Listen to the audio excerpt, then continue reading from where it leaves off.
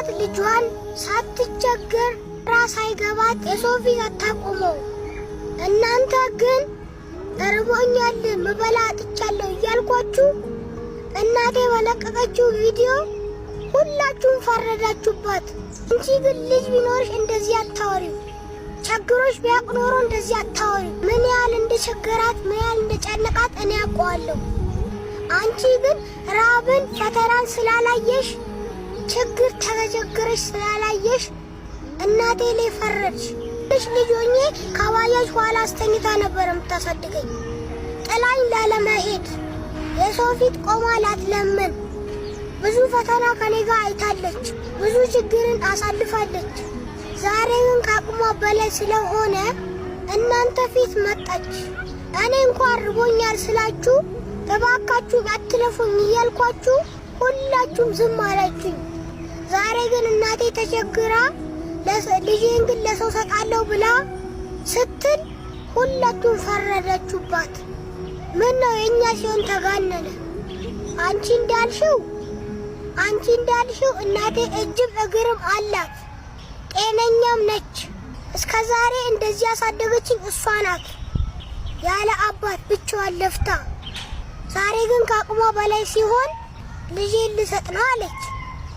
አንቺ የታየሽ ልጄን ልሰጥ ነው ስትል ቪዲዮ ሰራሽባት ለፎሎ ብለሽ እንጂ ፎሎ ባፈልጊማ እረቦኛል ብዬ ለቀቁትን ቪዲዮ ምን ነው እሱ አልታየሽም?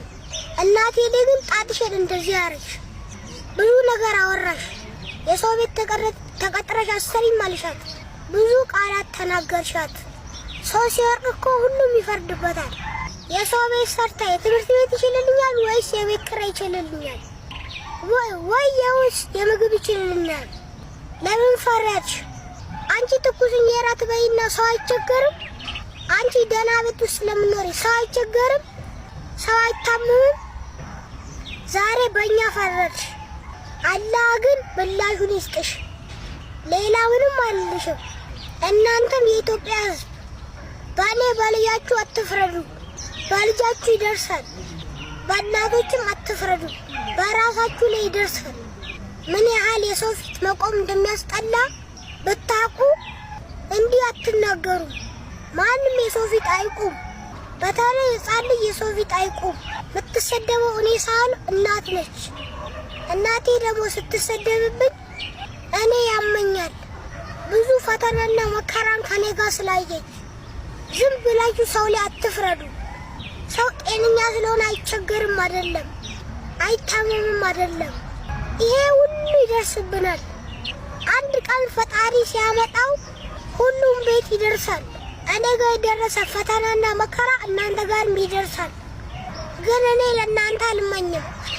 የሰው ፊት መቆም በጣም ነው የሚያስጠላው። አንድ ነገር ምለመናችሁ እናቴ ላይ አትፍረዱ። ከቻላችሁ እርዱ፣ ካልቻላችሁ ደግሞ ተውን። ግን ክፉ ነገር አትናገሩም። በቃ የሰው ልጅ ከሆናችሁ በአላህ ይዛችኋለሁ፣ ክርስቲያን በእግዚአብሔር ይዛችኋለሁ። ሰው ላይ